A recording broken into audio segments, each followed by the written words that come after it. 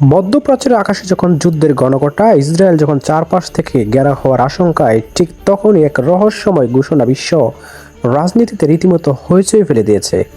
কোনো পরাশক্তি নয়, কোনো পরমাণু শক্তিধর রাষ্ট্র নয়, বরং হাজার মাইল দূরের এক অচেনা কণ্ঠস্বর হুমকি দিয়েছে ইসরায়েলকে বাঁচাতে তারা নাকি সরাসরি যুদ্ধে নামবে। হ্যাঁ, ঠিকই শুনেছেন, এই মহাশক্তি আর কেউ নয়, আফ্রিকার দেশ উগান্ডা।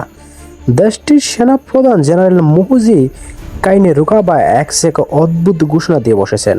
তিনি জানিয়েছেন, ইসরায়েল যদি পরাজয়ের মুখে পড়ে, তবে উগান্ডা নাকি তাদের রক্ষাকর্তা হয়ে ময়দানে নামবে। শুনতে সিনেমার হিরোচিত সংলাপ মনে হলেও মুদ্রার উল্টো পিঠটা বেশ করুন। জেনারেল সাহেব যখন বিশ্বযুদ্ধের স্বপ্ন দেখছেন, তখন তার নিজের দেশের কারামুজা অঞ্চলে হাজার হাজার মানুষ স্রেফ একবেলা খাবারের অভাবে তিলে তিলে মরছে।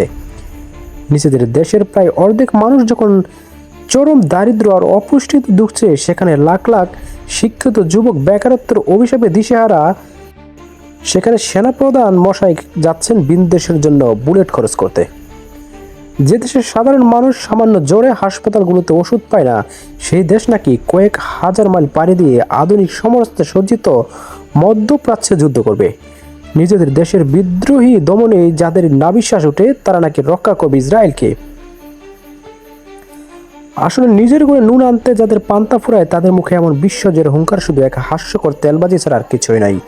অন্য দেশের নেতার ভাইয়ের মূর্তি বানিয়ে আর যুদ্ধের ফাঁকা বলি আউড়ে জেনারেল মুহিজি আসলে উগান্ডাকে সারা বিশ্বের কাছে একটি মস্ত বড় কৌতুকের পাত্রে পরিণত করেছেন।